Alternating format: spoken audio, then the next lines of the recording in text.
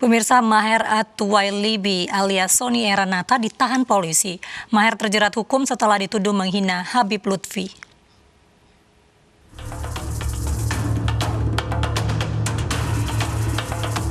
Ustadz Maher At-Twailibi alias Sony Eranata yang telah menjadi tersangka kasus ujaran kebencian resmi ditahan polisi. Penyidik Barreskrim Polri memutuskan Maher ditahan selama 20 hari di Rutan Salemba Cabang Barreskrim untuk menjalani pemeriksaan intensif. Sebelumnya, Maher alias Sony ditangkap di rumahnya di kawasan Bogor, Jawa Barat, Kamis kemarin. Polisi menyita 4 ponsel dan 1 KTP. Maher diduga menyebarkan ujaran kebencian dan permusuhan yang menghina Habib Lutfi bin Yahya melalui akun Twitternya, sehingga dilaporkan oleh salah satu anggota Banser NU.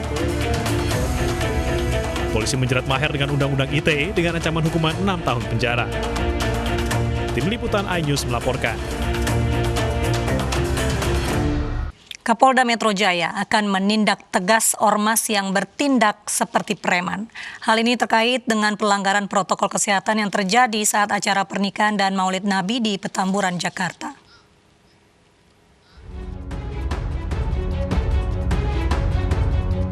Kapolda Metro Jaya Irjen Pol Fadil Imran menyatakan akan menindak dengan tegas ormas yang bertindak seperti preman. Pernyataan ini terkait dengan pelanggaran protokol kesehatan yang terjadi saat acara pernikahan dan Maulid Nabi di Petamburan. Kami akan terus melakukan penegakan hukum, khususnya terhadap ormas-ormas yang berperilaku seperti preman.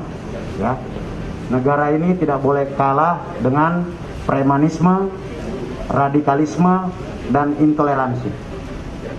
Dan semua ormas yang berperilaku seperti preman akan kami tindak tegas. Penyidik Polda Metro Jaya memeriksa 4 saksi terkait pelanggaran protokol kesehatan pada akad nikah anak Rizik Syihab di Petamburan. 4 saksi merupakan PLT Kadisparekraf DKI Jakarta, Kasubdit Hub DKI Jakarta, Kalebkesda DKI Jakarta, dan BPBD DKI Jakarta.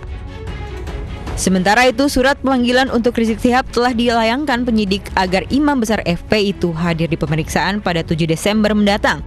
Rizik akan diperiksa terkait kerumunan massa di Petamburan yang melanggar protokol kesehatan. Tim Liputan iNews melaporkan. Pemirsa, kita ke informasi di mana Joko Chandra dituntut 2 tahun penjara dalam kasus surat jalan palsu yang digunakan dalam pelariannya. Tuntutan yang sama juga dijatuhkan untuk Anita Kolopaking, sementara Prasetyo dituntut penjara selama 2,5 tahun.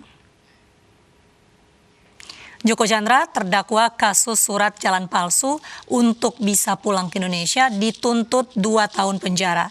Dalam persidangan di Pengadilan Negeri Jakarta Timur, jaksa penuntut umum meminta majelis hakim menjatuhi hukuman karena Joko Chandra dinilai bersalah.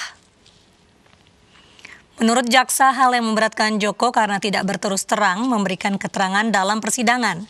Sementara yang meringankan, yakni usia Joko memasuki 69 tahun. Sementara pihak Joko Chandra melalui kuasa hukumnya akan mengajukan pledoi pada 11 Desember mendatang.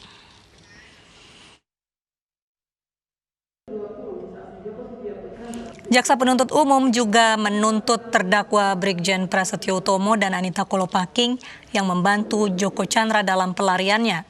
Prasetyo dituntut penjara selama 2 tahun 6 bulan, sementara Anita dituntut pidana penjara selama 2 tahun dikurangi masa tahanan terdakwa. Prasetyo Utomo melakukan tindak pidana membiarkan orang yang dirampas kemerdekaannya untuk melarikan diri serta bersama-sama melakukan tindak pidana menghalang-halangi proses penyidikan.